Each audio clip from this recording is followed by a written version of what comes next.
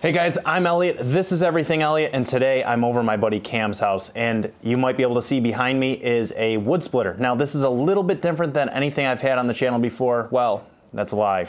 When I was over at Brad's at Firewood at the furnace, there was an EastonMade axis there, which is very similar to this unit.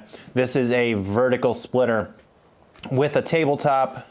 However, unlike the EastonMade, this does not have a conveyor or a lift table on it.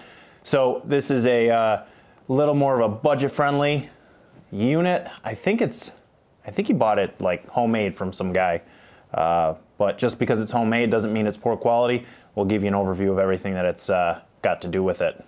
The man, the myth, the legend right here. Cam actually has a YouTube channel, just started it. Hold on, let me get you hooked up here. This is a professional operation. Let me get you right on your jacket, I think. Little selfie stick, huh? This is nice. Look at that gimbal. Yeah, dude. Does it autofocus on like your face, yeah, if you wanted to. Oh, really? So Cam's got his mic on now. Cam does have a YouTube channel, just started it. Cam, what's the name of your channel? Forest Hog Outdoors. Forest Hog Outdoors. And the video that you're gonna see on his channel that he literally just started, like, I don't know, what was that, a week ago? 2 weeks. 2 weeks ago, is using this splitter right here. He goes through every feature and everything of it. So make sure you guys go check that out, Forest Hog Outdoors, and give him a little love.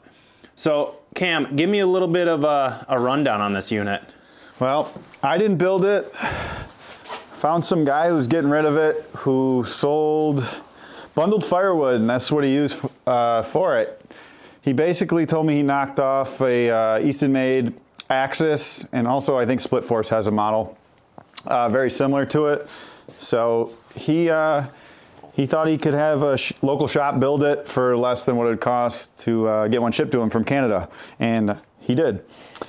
So the only thing I don't like about this, let me just start there, is we got the Predator Harbor Freight motor.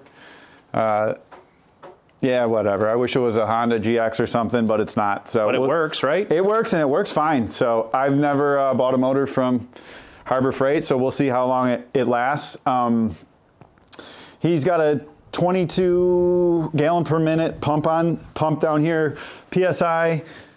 You can actually turn this up a bit. I haven't messed with it at all because this thing pushes through everything I've put on there. So I'm not going to bother turning it up. 3/4 inch lines and 3.5 inch piston here.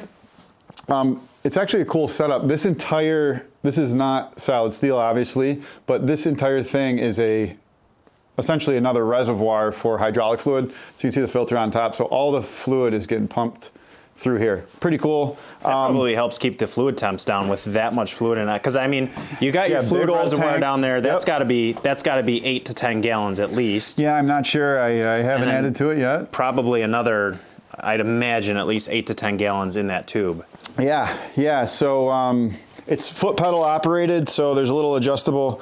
I'm sure you can't see from over there, but little adjustable foot pedal here. So when you put your foot down on it, drives this down. As soon as you let go of it, auto returns back up. Also, you can kind of stop it if you put the right amount of pressure on it.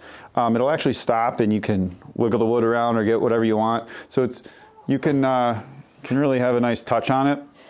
And then also this linkage in the back here, I've got it set. I always split 16-inch firewood, but this linkage, if you pull, let's see here, if you take these bolts out, there's a couple of different settings. This will go up to 24 inches, but I've got it set to auto return right to 17 inches right now, and you can go one lower as well. I've just left it at 17 since I've had it, and you know, it'll save time. You got, I don't know, 5, we'll call it 6 inches or so here, where you don't have to wait for that piston and rod to go all the way back up before coming back down. So this is a giant time saver. Right, and this thing's pretty fast. This thing, cycle time, maybe we can do that today, see exactly what the cycle time is on it.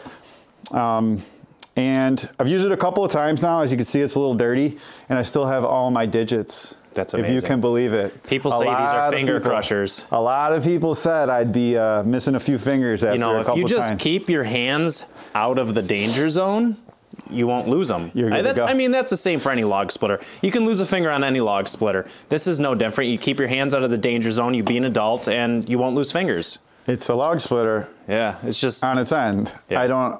Everyone gets all hot and bothered about it. And also I found that you don't really need to drive this wedge all the way through the wood. So I don't know, unless you had your finger up underneath the log and it got crushed, I'm never driving the wedge all the way to the bottom of this. It pops it open and, you know, it's got a good spread. It splits it before it's down there. I mean, I usually go 3/4 of the way down, so. So when I was over at Brad's house, firewood at the furnace using the Axis, I found that you could not take this wedge and split it down the center, that you kind of had to piece off the edges.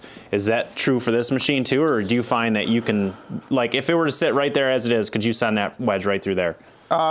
Yes, I think so. I haven't put it through any, I mean, this is the biggest stuff I've put it through, so I'm sure with, you know, some real big logs. This doesn't have a log lift though, so the things that I'm lifting on it, everything that I've put on it, it's gone through fine. I do when I do bundle wood. Did you say do-do? I do. Do-do. I do it.